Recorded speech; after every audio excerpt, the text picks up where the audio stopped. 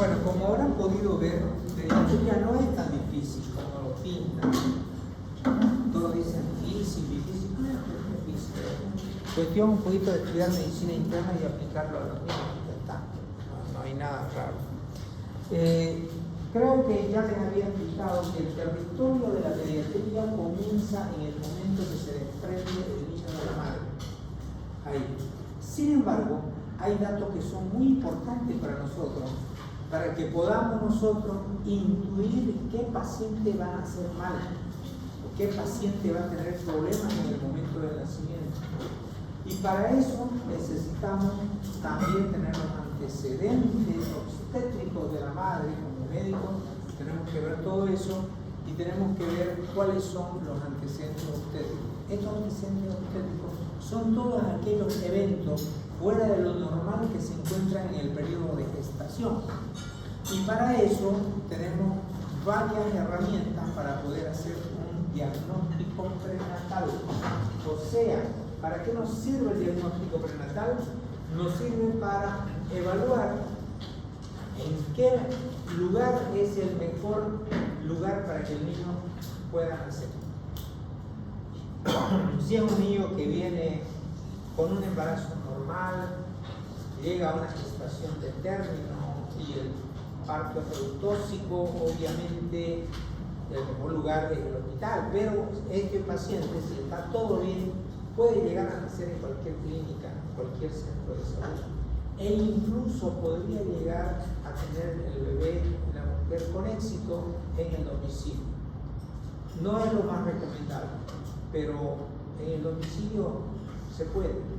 Incluso ahora hay los partos ambulatorios que pueden tenerlos al niño en la casa, contratan al médico, a una enfermera, a una partera que lo atienda en la casa y se puede. También hay el parto en el agua, que se puede también perfectamente tener al bebé en el agua, pero eso es un capricho de ricachones, ¿no? Porque la verdad no hay ninguna diferencia de un medio líquido a otro medio líquido y igual tiene que salir a respirar, entonces no le encuentro mucho sentido. Pero es muy importante el diagnóstico prenatal. La mejor manera de hacer diagnóstico prenatal primero es la anamnesis. Saber en qué momento ocurrió la falta de la última regla, la FUM, fecha de última menstruación, así se llama, FUM. O algunos le dicen FUR, fecha de última regla, puede ser cualquiera de los dos. Y de acuerdo a la FUM, nosotros calculamos la edad gestacional que tiene el paciente. La mejor forma de calcular la edad gestacional es mediante las semanas. Sabemos cuántas semanas tiene.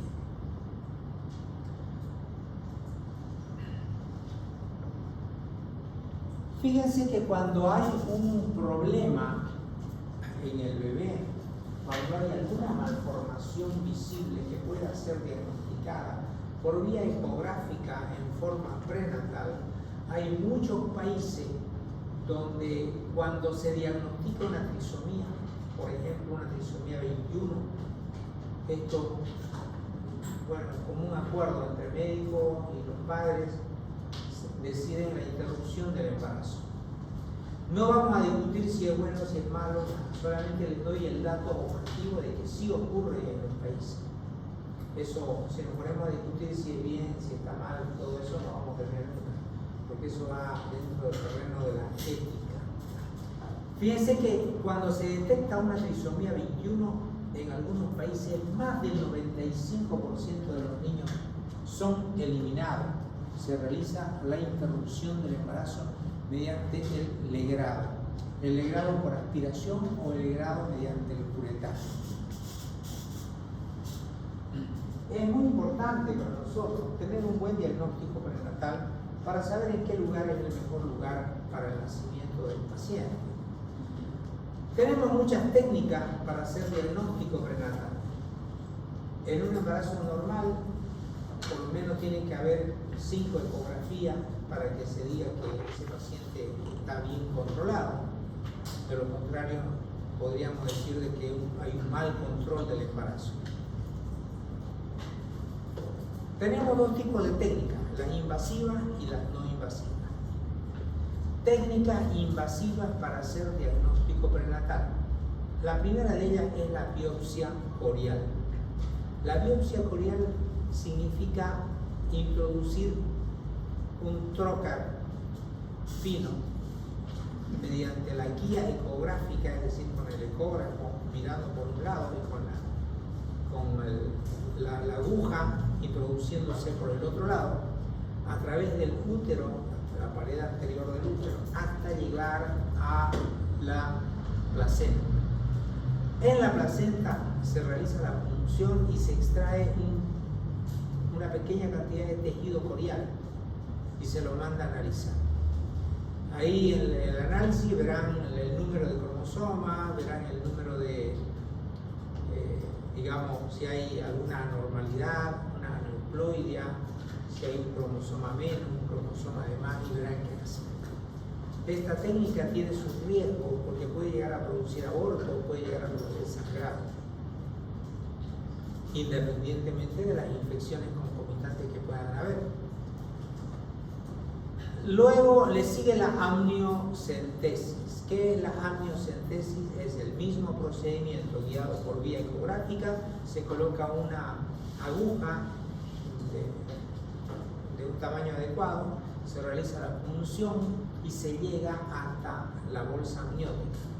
Se realiza la aspiración de una pequeña cantidad de líquido amniótico y esa célula sobrenadante del líquido amniótico se la manda a analizar. Ahí vemos también el cariotipo, vemos si hay una buena cantidad de cromosomas. Bueno, también tiene sus riesgos. La funiculocentesis, otro método que introduce la aguja bajo guía ecográfica y se llega hasta el cordón umbilical del feto, se funciona el cordón umbilical del feto, se extrae un poco de sangre del cordón umbilical y se realiza el estudio cromosómico, el cariotipo.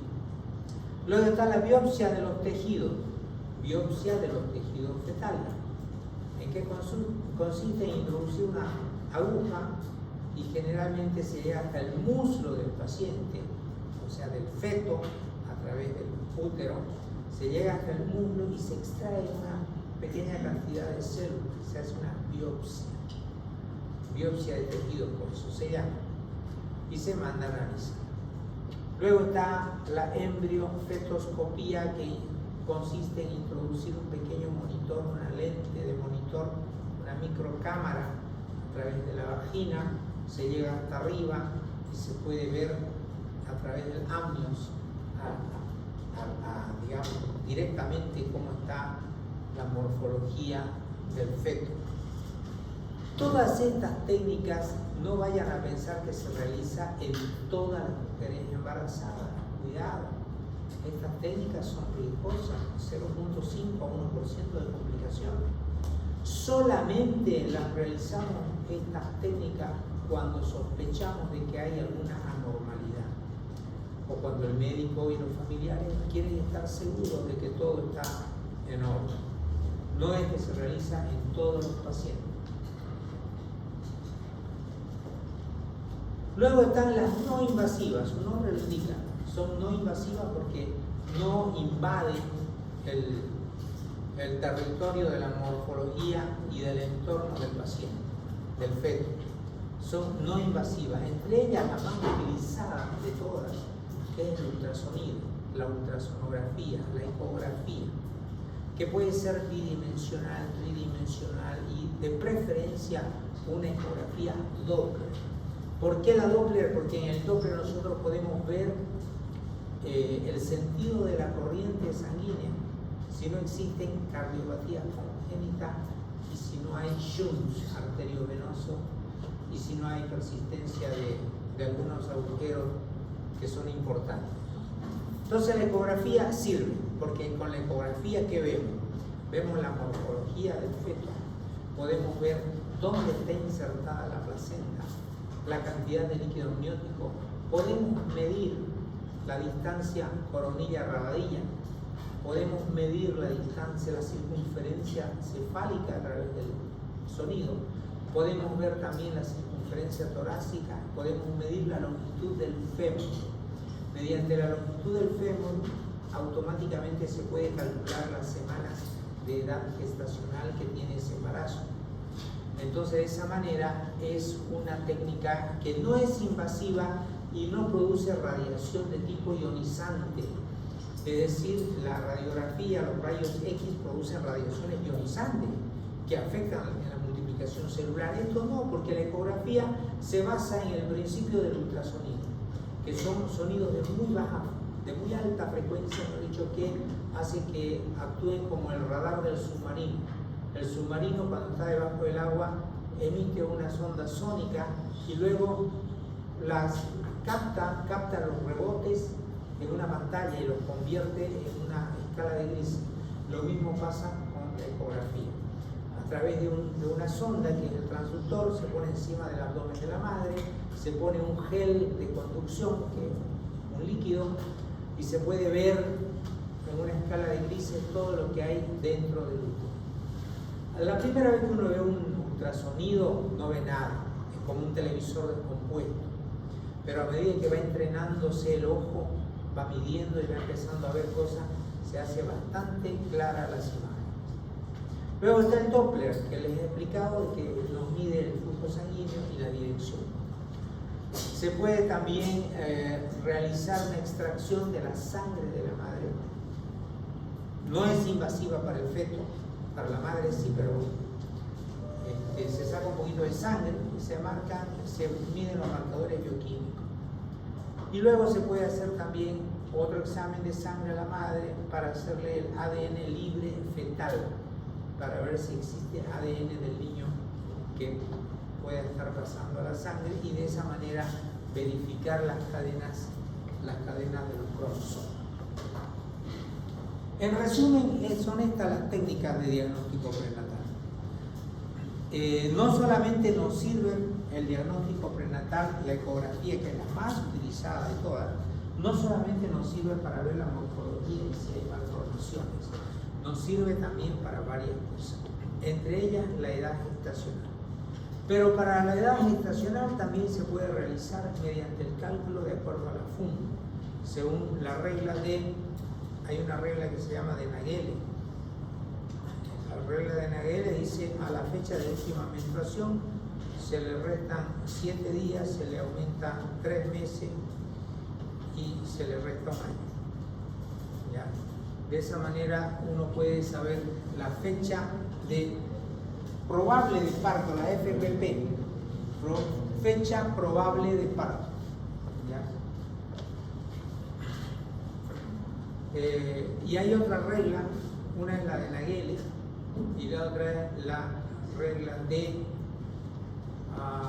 no me acuerdo cuál es la otra regla, pero es igual, se le suman 10 días, se le resta 3 meses y se le suma un año. La de Nagele se aumentan 7 días, se le restan 3 meses y se le aumenta un año.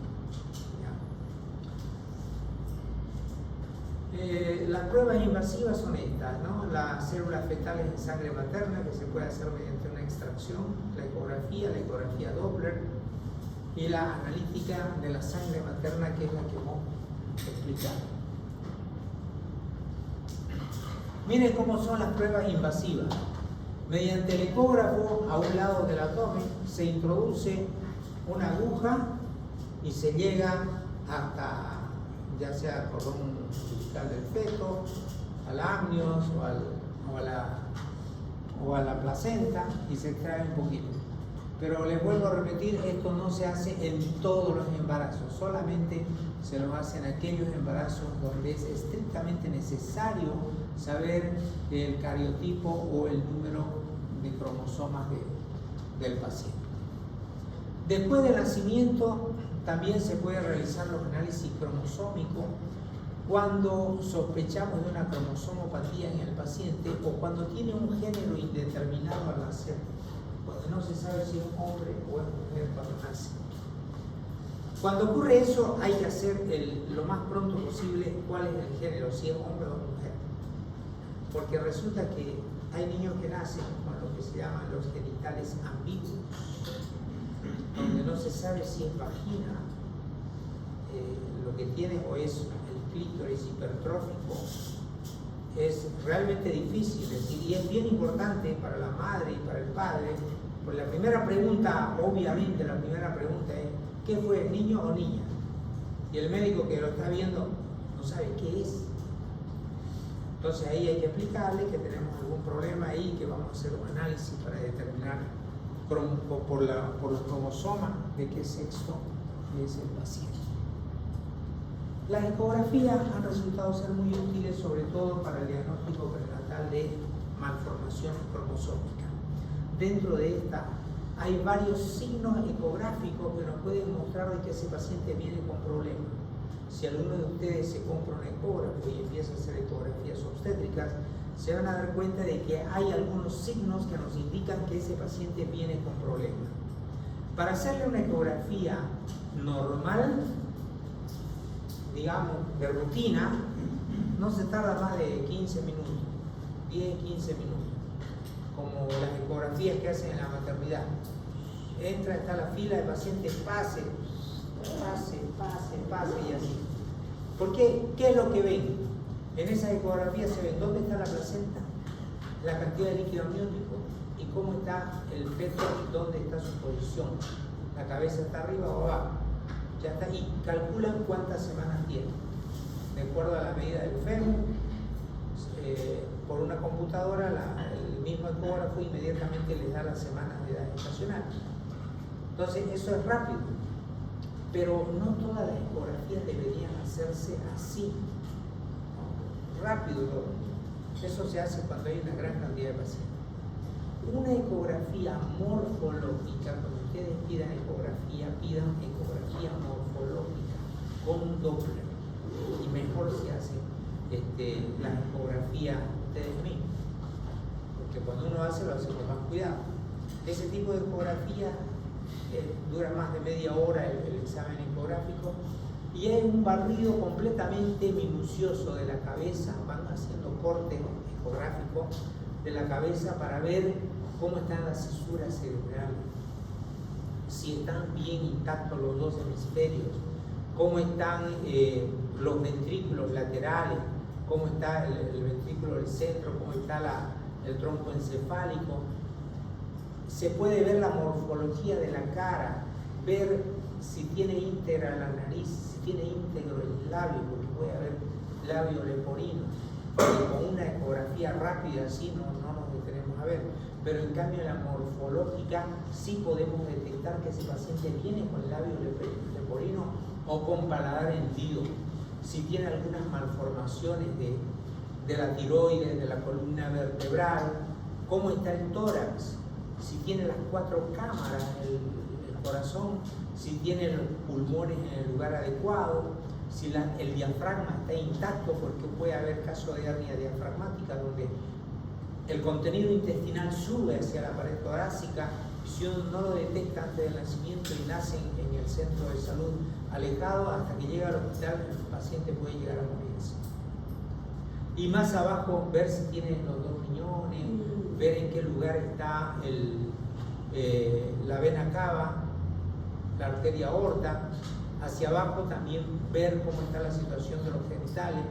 Todo eso es importante, aunque ustedes, digamos, en este momento por ahí no le dan importancia, pero sí para una mujer embarazada es muy importante saber que el niño no tenga ningún otro problema. ¿Hasta aquí hay alguna pregunta?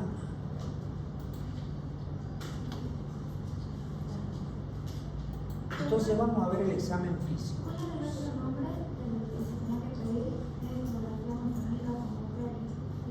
Morfológica. Sí, morfológica, eso dice. Morfológica.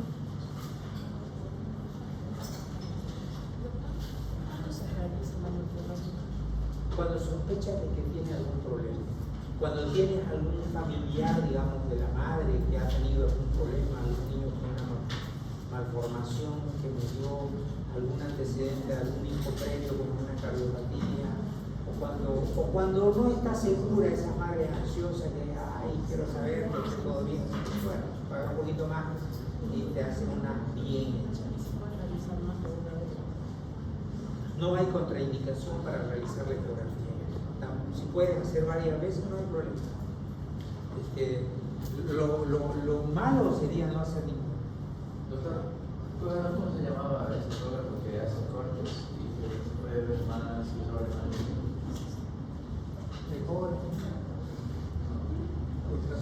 ¿Solo eso? O sea, no, ecografía, ¿no? Ecografía 4D, pues. Ecografía segmentaria, ecografía morfológica. Esas tardan un poco más porque el ecografista tiene que detenerse y tiene que ver cada uno de los elementos del paciente. Tiene que contarle los dedos inclusive. Con la ecografía uno puede ver, hace cortes así, puede ver la mano que hace esto y tiene que contar los dedos. ¿Para qué? Para ver si no hay una sindactilia, para ver si no hay polidactilia, un dedo de más, extra. Todo lo tiene que ver, por eso es que demora un poco más y también cobran un poco más. Bien, ¿está todo bien? ¿Está muy cansado? ¿Quieren descansar? No quiero intoxicarlo, quiero ir a poquito, para que no se asusten con la materia. ¿Y el sistema público ofrece esa ecografía? No, el sistema público te ofrece la ecografía bidimensional. O sea, la normal, la que estamos acostumbrados a ver en blanco y negro, así. Y en el sistema público tienen su fila ahí, pase, ya está, listo. Así es el sistema público.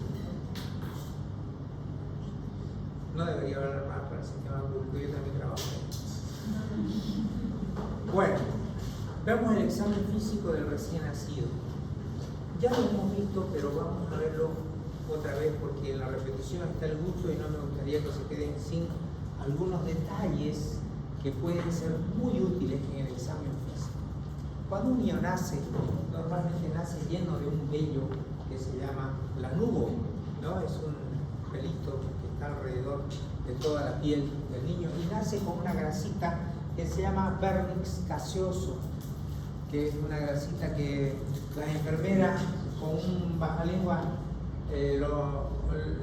lo coleccionan porque dicen que es buena para el cutis, ¿no? No sé si será verdad, pero seguro cobran. Ahora, las enfermeras también recolectan las placentas de las pacientes para ponerse en la cabeza a los calvos porque dicen que les hace crecer el pelo.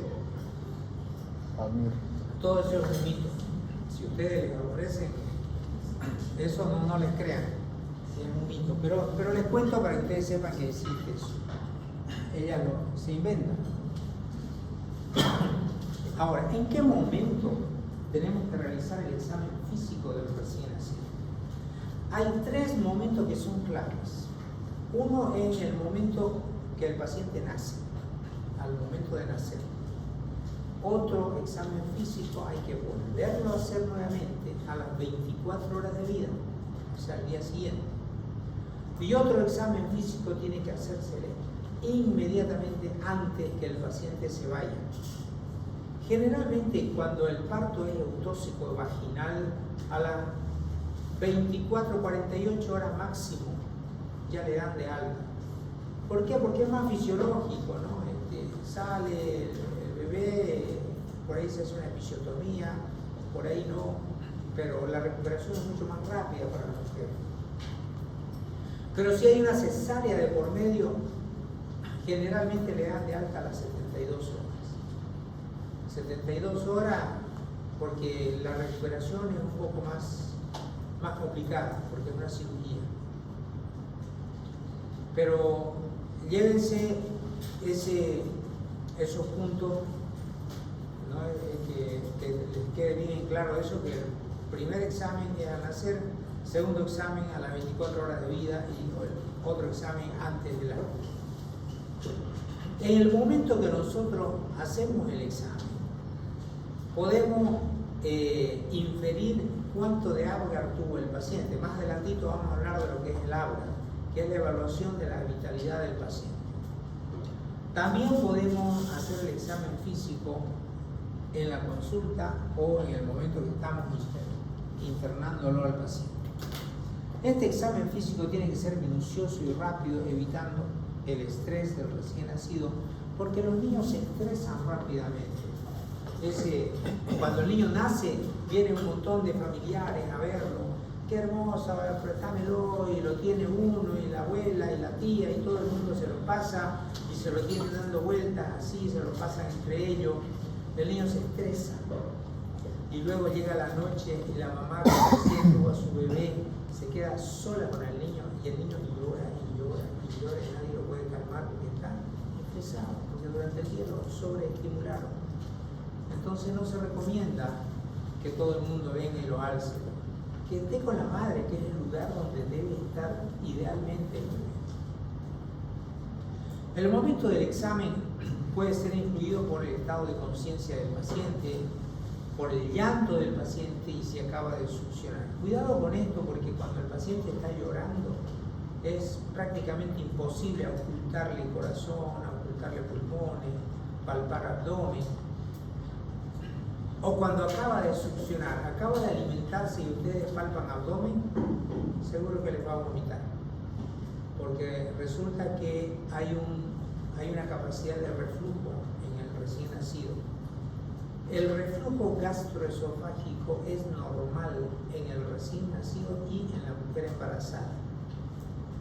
La mujer embarazada, cuando come y de pronto se agacha, siente que como que vuelve todo, ¿no? El reflujo. Y el recién nacido, cuando termina de alimentarse, si ustedes quieren ir a alzarlo o quieren palparle el abdomen, vomitan. ¿No? Hay un reflujo. Por eso es que los que son padres primerizos siempre huelen a vómito de bebé, porque lo ponen acá y vomitan. ¿No? Eso es característico. Hay maniobras que se pueden hacer para calmar al paciente que está nervioso y está llorando. Dentro de esta tenemos la maniobra de contención. Se lo coloca en posición fetal con una mano sobre el tórax, sobre el abdomen, 5 a 10 minutos. Como el niño dentro del útero está en posición de flexión de los miembros superiores y flexión de los miembros inferiores, uno lo pone en posición de flexión y lo protege con las manos. Poco a poco el niño se va calmando. No mantener al niño más recién nacido desnudo más de 10 minutos, porque después de los 10 minutos el niño se enfría. Desvestirlo progresivamente y evitar el llanto. Antes de desvestirlo, el paciente tiene que estar en estado de alerta, ver la postura, cómo está su actitud del paciente, los miembros superiores, si están simétricos, flexionados, si los mueve, por ahí está asimétrico los miembros superiores y los miembros inferiores, el aspecto de las manos, de los pies, ver la perfusión, la palidez en el caso de que haya palidez. ¿Cómo se hace el examen en un lugar que tenga una temperatura adecuada? Eso es importante porque los recién nacidos se enfrían fácilmente y la temperatura de la habitación, si está muy frío y que hay corriente de aire, se va a enfriar rápidamente. La maniobra de contención es esta. Les decía, se flectan los miembros superiores y los miembros inferiores y se colocan las manos suavemente encima del bebé. Y el bebé prácticamente se va a calmar porque se siente protegido. El problema de los niños es que cuando están sin que nadie les hable, sin que nadie los agarre, se sienten indefensos y empiezan a llorar. El examen del recién nacido tiene algunas características. El bebé tiene que adaptarse al medio extrauterino, es decir, al medio ambiente donde nosotros estamos. Porque este medio ambiente puede ser frío, puede ser cálido, o puede tener mucha luz o poca luz, o puede haber ruidos. Y el bebé tiene que adaptarse, tiene que sufrir un proceso de adaptación, que muchas veces no es tan fácil que este paciente se adapte. Ver algunos fenómenos que son normales y otros que son anormales. Los fenómenos que son normales, tenemos dentro de eso algunas particularidades de la piel del paciente y algunos fenómenos que son llamados parafisiológicos. Los fenómenos parafisiológicos son fenómenos que no son completamente normales, pero no llegan a ser una anormalidad. Lo vamos a ver más adelante con calma. Los signos vitales de un paciente, yo creo que les había adelantado un poquito. La frecuencia respiratoria y la frecuencia cardíaca es mucho más elevada que un adulto. La frecuencia cardíaca varía entre 120 a 160 latidos por minuto. La forma de tomar la frecuencia cardíaca es en 1 minuto, controlado con reloj, no en 30 segundos o en 15 segundos y luego multiplicarlo por 4. Ya tiene que ser bien, con calma, porque varía mucho la frecuencia cardíaca. Si el niño se asusta, va a tener taquicardia. Se puede variar, incluso puede aceptarse lo normal desde los 100 hasta los 200 por minuto. La frecuencia respiratoria varía entre los 40 y las 60 respiraciones por minuto, variando entre los 30 y los 80 respiraciones por minuto. Cuando está durmiendo el paciente disminuye la frecuencia respiratoria y cuando está nervioso aumenta. La presión arterial es variable. Fíjense cómo es de diferente del adulto. En un adulto una presión arterial 120-80 es lo normal. Sin embargo, en un recién nacido, miren, 66 a 70 varía la sistólica y la diastólica de 41 a 44. Es mucho más baja que la del adulto. Mientras más pequeño el organismo, es menor la presión arterial. Y mientras más va aumentando de tamaño el paciente y cronológicamente va aumentando en edad, también va aumentando la presión arterial. Y en el pretérmino es más bajo todavía. Sistólica de 39 a 59 y la diastólica de 16 a 36 milímetros de mercurio. La temperatura es igual que la del adulto, 36.5 a 37.5. Recuerden que depende mucho del entorno para que el paciente se mantenga normotérmico o pueda ser hipertermia o hipotermia. En pediatría ustedes se van a dar cuenta de que nosotros utilizamos mucho las tablas. En todo es en tablas, ¿no? Tanto para dosis, para medicamentos, para presión arterial, para todo. Entonces hay tablas que van a ver en todas partes de los consultorios, cuánto es lo normal para la presión arterial, cuánto es lo normal para la frecuencia cardíaca, respiratoria, en cada uno de los cuadros. En cuanto a la antropometría, que ya lo he mencionado también, que es la medición del peso, de la talla y del perímetro cefálico. El peso, el valor normal está entre los 2,5 kilos y los 4.000 gramos. Esto para un niño recién nacido de término.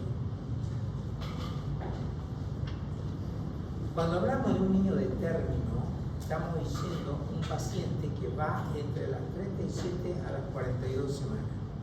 Ese es un niño de término, porque ese es el periodo de gestación normal. Y en cuanto a la talla, entre los 48 y los 52 centímetros. Y el perímetro cefálico, 35 centímetros. Traten de medir de forma adecuada. Esta no es la mejor manera de medir a un recién nacido, ¿ya? Y no se mide de esa manera. Para medir a un recién nacido tenemos lo que se llama el tallímetro. El tallímetro es una estructura de madera que se puede recorrer más centímetros, menos centímetros. Se lo pone al niño ahí, se le tira las piernas y hasta donde llega la cabeza, así echadito, se lo puede medir perfectamente. Esa manera de medir no es la más adecuada. Y el perímetro cefálico con una cinta métrica flexible se mide desde la eminencia occipital externa hacia la glabela adelante, se hace una circunferencia. Esa medida es alrededor de los 35 centímetros. La postura es bien importante. Mientras más prematuro sea el paciente, tiene menos fuerza y tiene más posibilidades de presentar extremidades en extensión.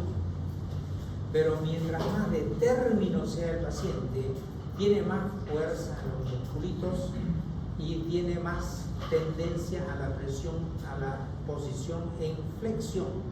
tanto de los miembros superiores como de los miembros inferiores. Por eso que en el recién nacido de término, cuando está en decúbito prono, se hace muy marcada la flexión. El niño de término, la cabeza la vuelca hacia un lado, es capaz de dar la vuelta a la cabeza de un lado a otro. El niño pretérmino no tiene musculatura cervical, por lo tanto se le cae la cabeza a un lado y no tiene la fuerza como para moverla. De esa manera podemos ver si ese niño es de término o pretérmino. Es muy variable también las articulaciones de la cadera cuando está en abducción, porque en el pretérmino es mucho menor la abducción. También podemos ver algunos reflejos, el reflejo tónico nucal, que es evidente en cara y en extremidad. Entonces miren ustedes cómo en el niño de término y en el niño pretérmino es diferente la flexión y la extensión. El pretérmino, mientras más se acerca hacia el término, más va tendiendo a flexionar las extremidades. Miren este niño del lado derecho, tiene flexión de los miembros superiores, flexión de los miembros inferiores. Y ahí podemos ver el escroto está pigmentado, que es otro signo que también nos indica de que ese paciente es un niño de término. La postura, cuando nosotros lo ponemos en posición de decúbito ventral, el paciente tiende a reptar, es un movimiento normal. Tiene su miembro superior e inferior en flexión y es capaz incluso de desplazarse el paciente. Son movimientos de reptación. La piel del paciente, del recién nacido, generalmente es rosada, suave y es turgente.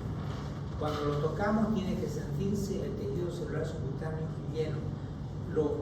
Como que hacemos un pellizco grande, así de agarramos un pedazo de piel y la piel tiene que ser turgente. Se lo suelta y vuelve rápidamente a su posición normal. Ya esa es la piel normal de un recién nacido. Y el anugo que puede estar en el dorso, tórax, hombros. Hay algunas particularidades de la piel. Y entre estas tenemos el color, las particularidades. Paciente pletórico es un paciente que tiene un enrojecimiento de toda la piel. ¿Por qué se puede dar este fenómeno? Se puede dar por fenómenos vasomotores de adaptación, pero se puede ver también la fascia pletórica en los pacientes con poliglobulia. Los niños que nacen de una madre hipertensa o que nacen en la altura a 3.500 metros sobre el nivel del mar pueden tener policitemia, poliglobulia, que es un exceso de glóbulos rojos, lo cual va a producir una viscosidad aumentada de la sangre y esta sangre no va a correr fácilmente. Eso es un problema. Hay que hacer un procedimiento de exsanguinodilución. Se saca un poco de sangre y se produce solución fisiológica. De esa manera se diluye la sangre y no se la vuelve tan espesa. Dentro de los fenómenos también podemos ver de que hay acrocianosis. La acrocianosis es normal en los recién nacidos. Yo me refiero a la cianosis de las manos y de los pies. Vuelvo a repetir nuevamente, acrocianosis es normal en los recién nacidos. Lo que no es normal es la cianosis central. El recién nacido puede tener acrocianosis, pero no debería tener cianosis central. ¿Cómo vemos la cianosis central? En los labios, en las mucosas, ahí encontramos la cianosis central. ¿Cómo es el cabello? El cabello es, si es de término, va a ser grueso el pelo y va a ser fácilmente separable. Si el niño es pretérmino, el pelo va a ser así apelmazado, va a estar todo apelotonado. Pueden haber algunas lesiones tipo manchas mongólicas, que es una lesión en la parte final de la columna vertebral, una mancha azul pizarra. Hemangioma, que son dilataciones de los vasos. Y la temperatura que puede presentar el paciente, frialdad distal en las primeras horas. Las manos y los pies pueden estar fríos por vasoconstricción, que también es esperable en un recién nacido. Ahora hay algunos fenómenos llamados parafisiológicos. ¿Cuáles son los parafisiológicos? Uno, la ictericia. Normalmente hasta el 80% de los pacientes presentan ictericia. La ictericia es la coloración amarillenta de la piel mucosa. Cuando aumenta más de 5 miligramos por ciento la bilirrubina, entonces ustedes van a encontrar ictericia que sea visible. O el paciente puede estar pálido. Se llaman fenómenos parafisiológicos porque no son completamente normales, pero sí son esperables en un recién nacido y no llegan a constituir una enfermedad. Vuelvo a repetir nuevamente porque eso pregunta examen. ¿Qué es un fenómeno parafisiológico? Es un fenómeno que no llega a ser una enfermedad, pero son variaciones de lo normal. También tenemos la hipertricosis. La hipertricosis es debido a un efecto hormonal. El eritema tóxico, que son pequeñas pápulas vesiculares en la superficie de la piel rodeadas de un halo eritematoso, como si fuera una picadura, ¿no? Esa se llama eritema tóxico. También el aumento de la glándula mamaria, tanto en los niños como en las niñas cuando nacen, por un efecto de transmisión de las hormonas a través de la placenta, los niños pueden nacer con hipertrofia de las glándulas mamarias, las niñas también. Es más, incluso puede salir un poquito de leche de la glándula mamaria, siendo eso normal. ¿Ya? Eso se debe al paso de las hormonas a través de la placenta. Eso es normal. Cuando ocurra eso, le digan, doctor, mire lo que le pasa a mi bebé, le está saliendo una gotita, parece que es leche. ¿Qué es? Si ustedes no saben eso, se van a alarmar. Ese es un fenómeno parafisiológico. Eso es completamente normal. No sé por qué le llaman leche de brujas a eso, pero es normal. Es una galactorrea del recién nacido. En algunas niñas, cuando hay un estímulo hormonal a través de la placenta, se puede ver una secreción blanquecina a través de la vagina, que puede llegar incluso a presentar sangrado, una gotita de sangre. También es motivo de alarma para las madres. Sin embargo, ese es un fenómeno parafisiológico, que no llega a ser una enfermedad, es una variación de lo normal. Y es una queja bien frecuente de las madres. Lo llaman, doctor, mire lo que está pasando. Parece que tuviera menstruación. Es grave eso, está mal, está enfermo. No, es una variación de lo normal. Es un fenómeno parafisiológico. Es una pseudo menstruación. Es importante saberlo eso porque cuando uno no lo sabe, las madres se asustan y también uno puede asustarse. Doctor, ¿cómo le daríamos una explicación al padre o a la madre de por qué pasa eso? Se le explica así como yo le estoy explicando, ¿no?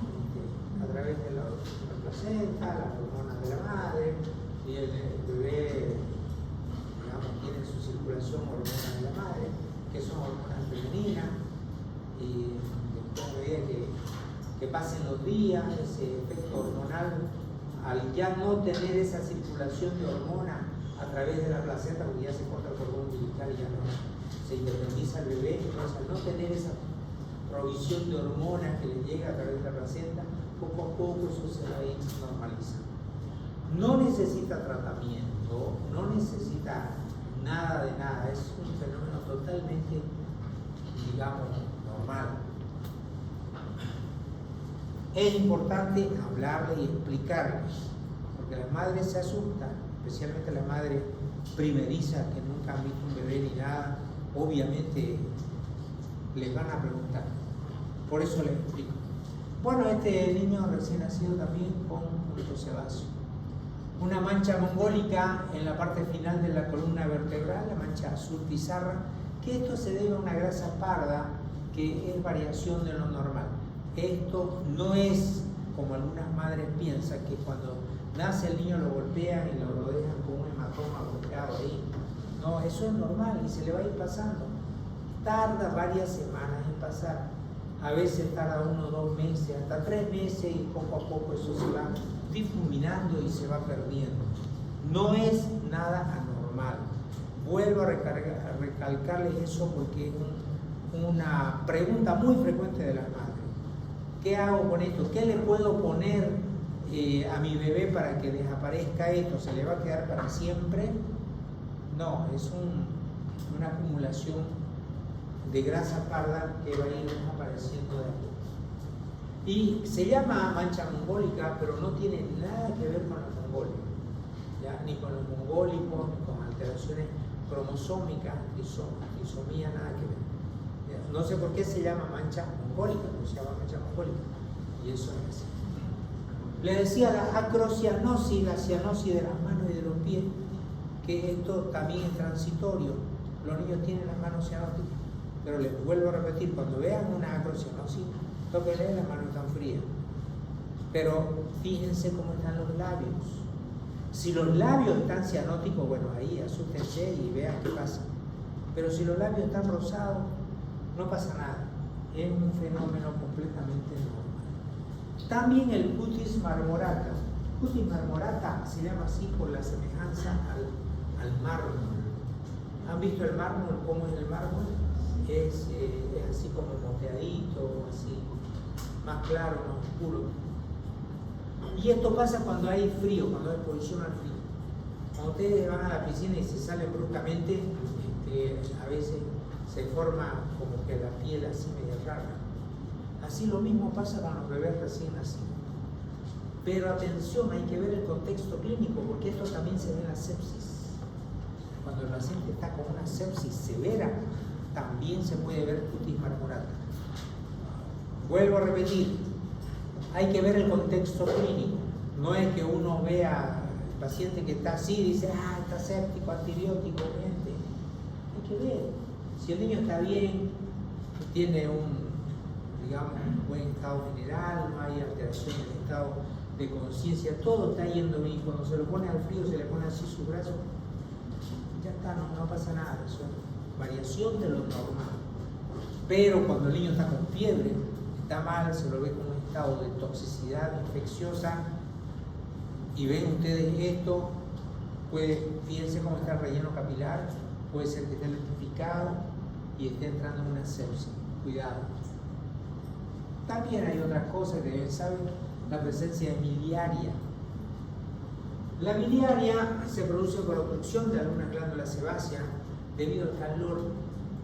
Cuando se expone al calor, el niño puede presentar lo que se llama la miliaria rubra, miliaria cristalina. ¿Ya? Es lo que nosotros acá en Santa Cruz llamamos pitaín. ¿Ya? Es el pitaín. Eso todo el mundo lo sabe. Mirá, está con pitaín.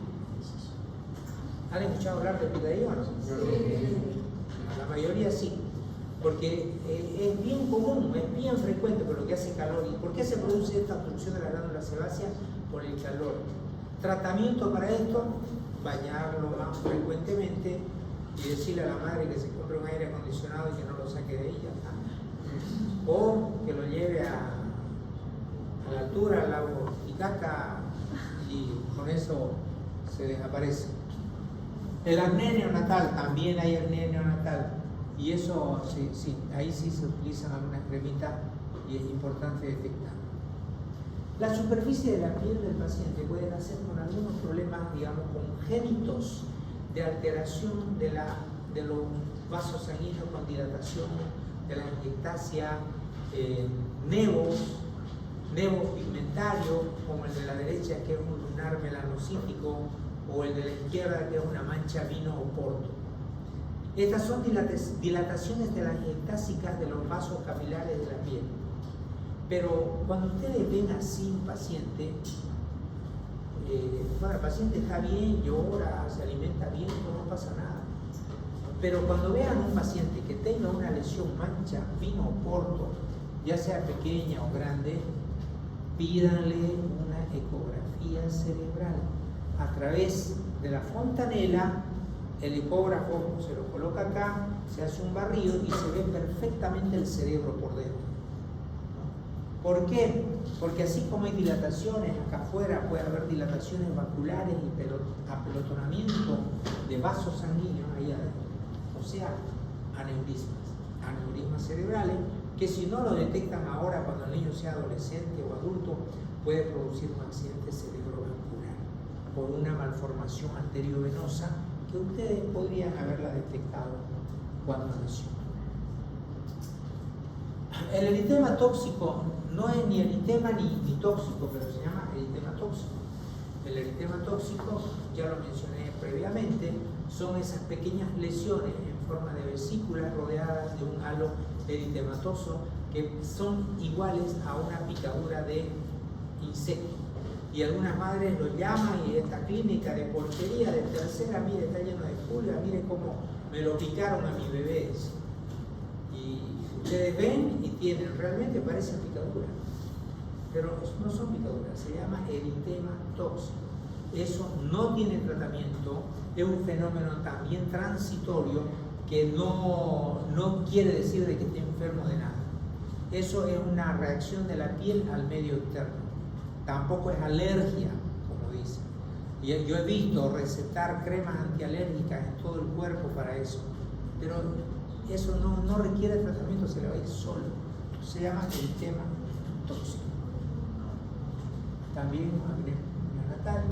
La piel puede tener muchas variaciones, puede tener nevos pigmentarios, hemangiomas cavernosos como en la superficie del cuero cabelludo.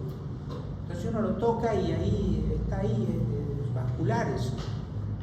No se queden tranquilos, a ese paciente pídanle una ecografía cerebral porque ese paciente tiene muchas posibilidades. Así como tener un hemangioma cavernoso hacia afuera, puede tener también ahí adentro. Y si ocurre eso, ese paciente ya sabemos que tiene un hemangioma por dentro y necesitaría una tomografía y posiblemente una embolectomía. O sea, tratar mediante un émbolo el hemangioma.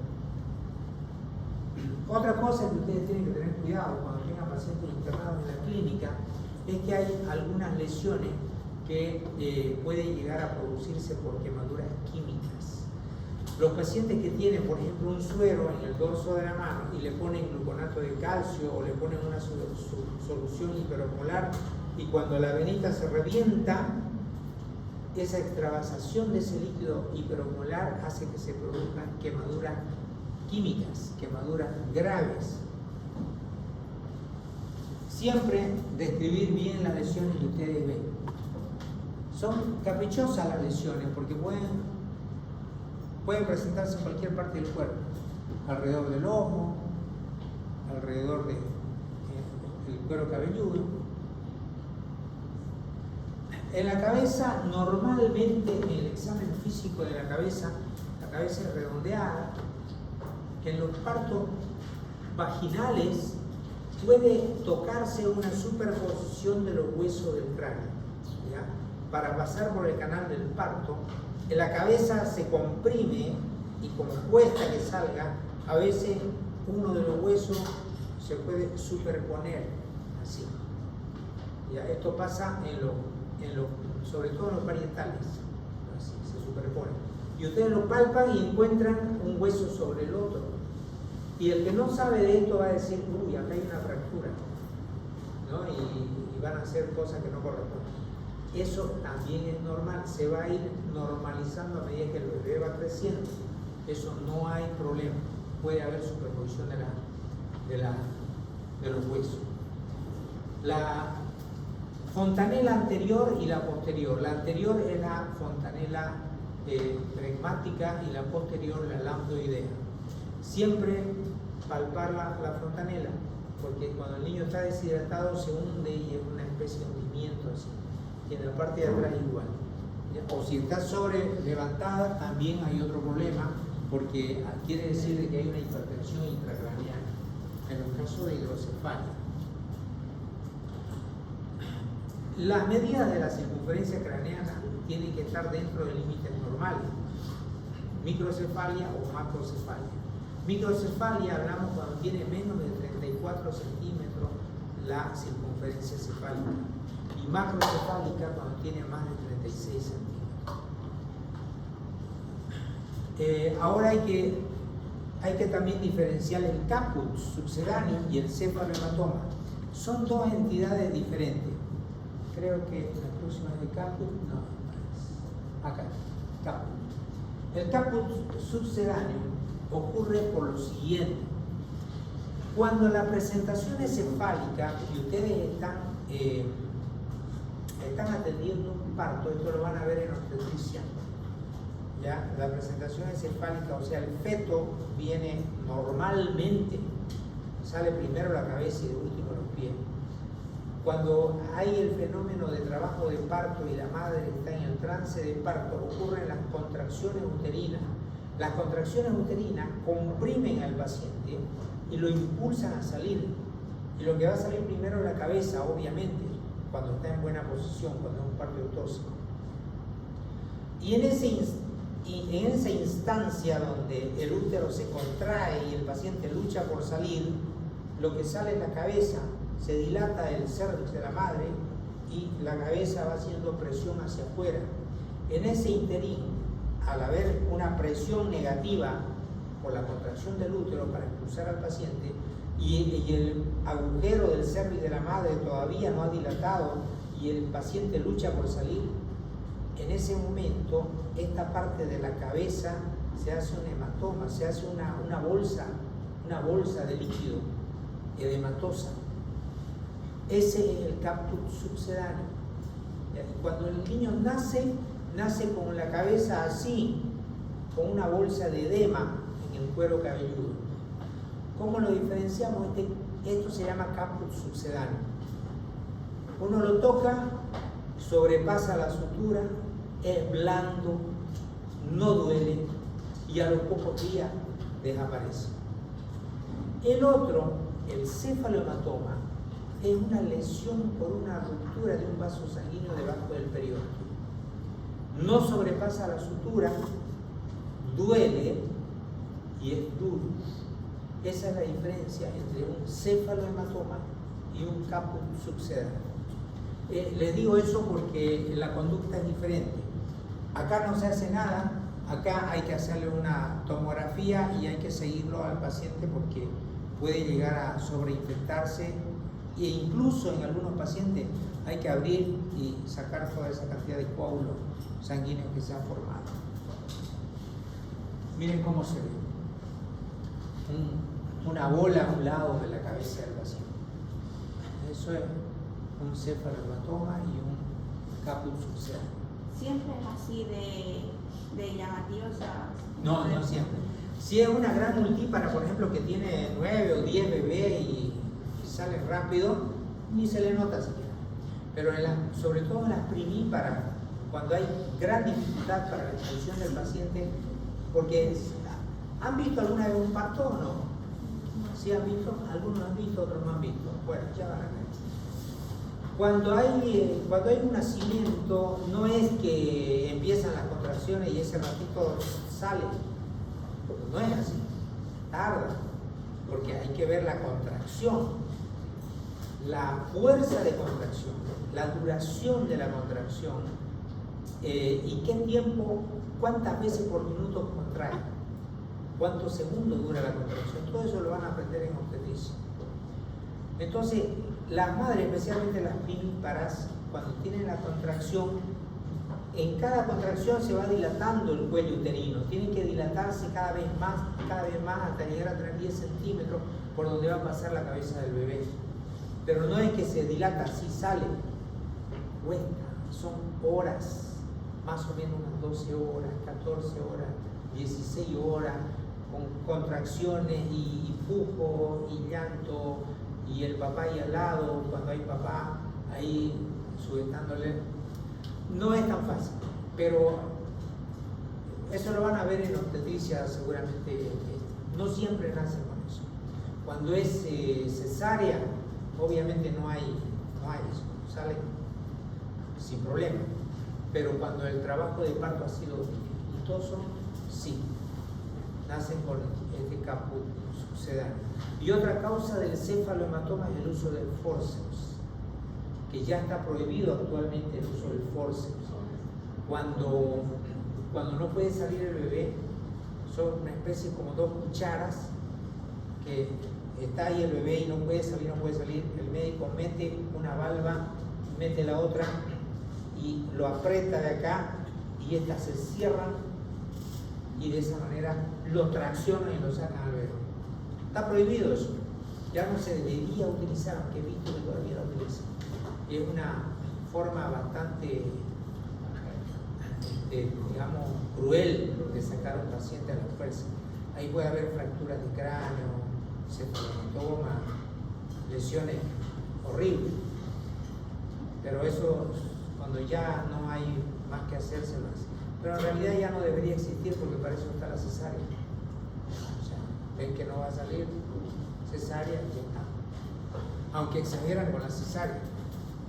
Se dice que no deberían haber más de 20% de cesáreas, 15 o 20% de cesáreas, pero en nuestro medio, al menos en la parte privada, lo primero que hacen es cesárea. En la parte privada son muy pocos los partos normales. Y en el sistema público, a veces por comodidad del médico, para dormir toda la noche y no estar ahí al lado de la madre, a ver controlándola y todo, operémosla, ya está, dormamos todos tranquilos. Es así, lastimosamente. ¿Y los tiempos entre cesárea y cesárea? ¿Perdón?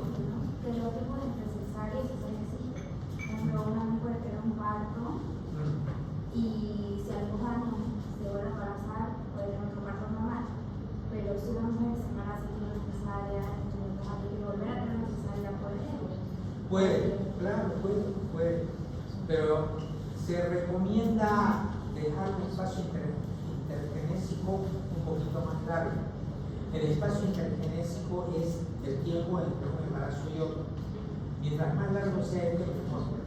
En una cesárea no se recomienda un espacio intergenésico menos de 2 años, porque siempre está haciendo que se pueda abrir la herida anterior. Entonces, requieren dejar un espacio entre un embarazo y otro, aunque no hacen caso igual. Ok, ahora, el año pasado, me llamaron a las 3 de la mañana para atender una cesárea que iban a hacer un niño. Resulta de que por método de diagnóstico prenatal, por ultrasonografía, detectaron que el paciente venía con problemas. Parecía que la cabeza no había terminado de formarse. Y el obstetra me dice, vamos a operar porque ya empezó con trabajo de parto y va a salir el bebé ya en el término. Pero parece que hay problemas, no estamos seguros. Por la ecografía dice que no hay una formación de la cabeza. Bueno, vamos a ver. Empieza la cirugía, sale el bebé, lo saca el médico obstetra, yo me acerco, lo agarro, corta el cordón umbilical y me lo entrega. Y cuando me lo entrega, el paciente no tenía cabeza. Era una anencefalia de las más graves. Me sentí muy raro porque cada vez que me daban un bebé, yo lo recibía y el bebé empezaba a llorar, todo, o por lo menos se defendía. Pero este chiquito se movía, pero obviamente no lloraba, no tenía cabeza, pero se movía. Lo puse encima de la mesa y lo miré, lo sequé un poquito y me quedé observándolo con la enfermera y lo miraba cómo se moría, porque no había más que hacer. Inútil era tratar de darle masaje, oxígeno. Lo veía cómo se moría. Entonces me acordé de que cuando un bebé nace, lo primero que tiene que hacer uno es mostrárselo a la madre. Entonces lo agarré rápidamente, por suerte no pasó muchos minutos. Vamos a mostrárselo a la madre, le dijo la enfermera. Pero así como está, claro, hay que mostrárselo. Parece cruel, pero cuando un niño nace así mal formado, cuando nace hay que mostrárselo. Que lo vea la madre, que lo vea el padre. ¿Por qué? Porque está la fantasía de que su niño era normal y en la clínica se lo cambiaron. En No, el médico me dio foto, ese no es mi bebé. El mío era normal y a mí me entregaron uno que nació muerto. Parece cruel, pero hay que hacer. No hay otra. Además es algo que no pueden ocultarlo. O sea, ¿qué sentido tiene no decirle nada a la madre, que no se impresione? No, señora, mire, su hijo nació así y hay que mostrárselo. Es bastante raro eso porque uno no puede hacer nada y uno tiene que esperar a que el corazón termine de latir, porque latía el corazón, tenía una buena frecuencia cardíaca, latía, no tenía cabeza.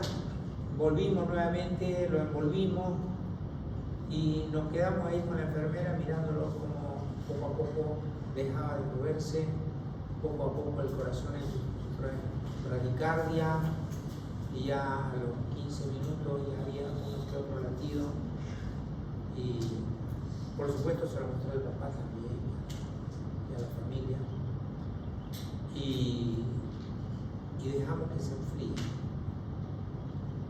Y les digo esto, un muerto para estar muerto tiene que estar bien muerto y bien frío. No entreguen al familiar el cuerpo de un recién nacido muerto cuando todavía está caliente.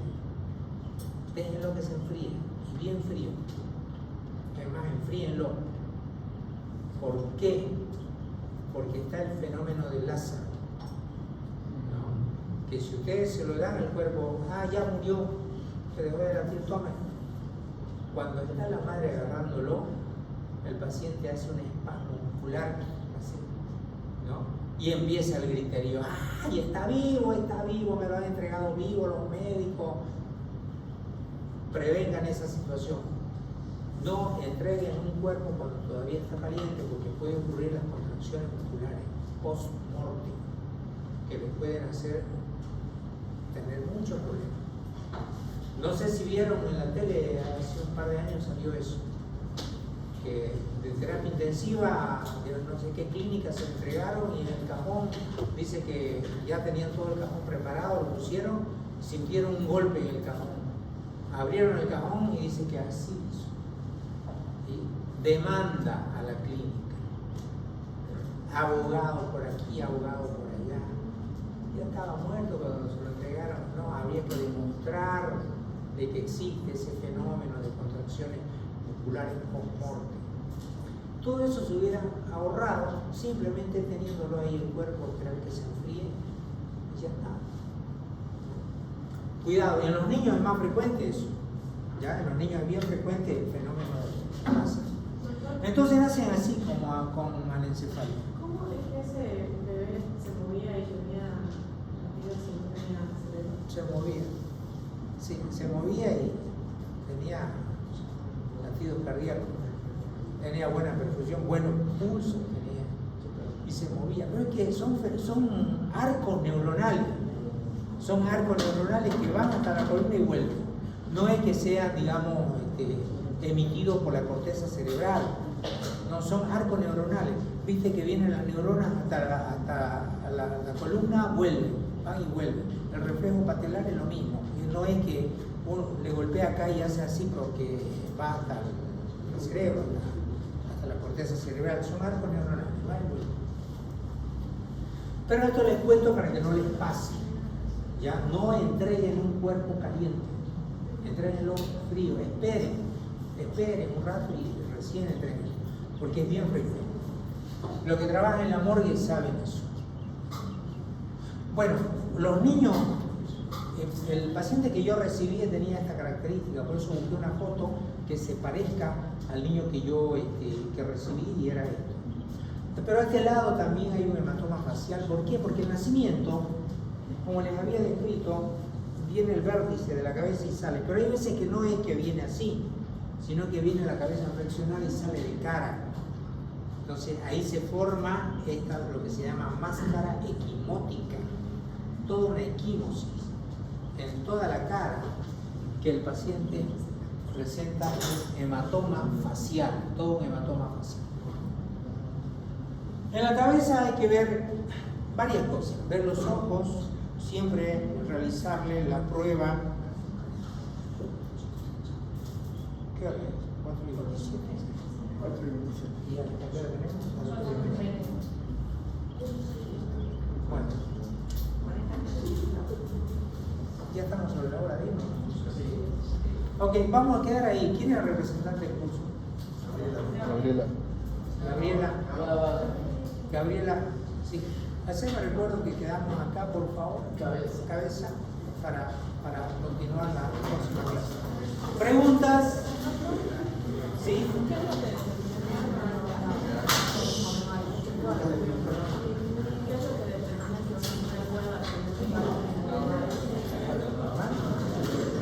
A ver, vamos a contestar esto entre todos. Hay una curiosidad de su compañera, dice, ¿qué es lo que determina que una mujer pueda tener un parto normal? ¿Eso? Ya. ¿Alguien sabe? Podría ser la posición del bebé, Ya. orálico. En realidad, El tamaño de las caderas también de la mujer. también, Tamaño del bebé. claro. Tamaño de la cabeza. Si un niño con hidrocefalia tiene una cabeza así de grande, es difícil.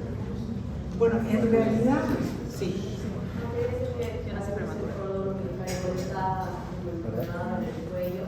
Si el cordón está enredado en el cuello.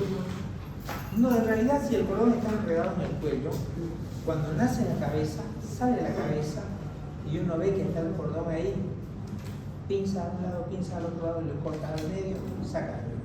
No hay problema en eso. O sea, todas las mujeres están capacitadas para tener partos normales. Incluso aquella que tiene las caderas angostas, o las que no tienen cadera, todas tienen la capacidad para tener, digamos, un parto normal. En realidad no deberían haber cesárea. Tu pregunta tendría que ser en realidad, ¿cuál es la indicación de cesárea? Porque todas las mujeres están capacitadas para hacerlo.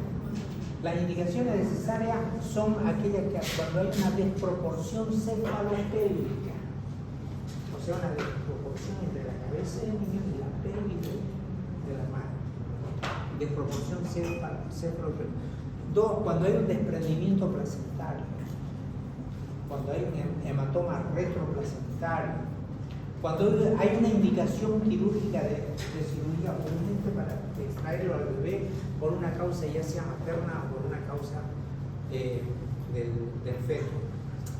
Y cuando hay un episodio de hipoxia neonatal, ¿ya? Cuando hay una asfixia intraútero, serían indicaciones para hacer cesárea. Les vuelvo a repetir, las cesáreas deberían ser no más de un 20-25% máximo. Pero en nuestro medio todo es cesárea, porque también hay una platita que recibe el médico por una cirugía cesárea que por un parto normal. Bien, ¿alguna otra pregunta más? ¿Todo bien? Creo que me excedí un poco con el tiempo, ¿no? La próxima va a ser un poco más corta. Les sugiero que vayan estudiando, por favor, en cualquier libro de pediatría. Yo les voy a ir dando de a poco el material en PDF del libro que va a salir. Pero mientras tanto, pueden estudiar de cualquier libro. ¿Listo? Nos vemos. Chau, que les vaya bien.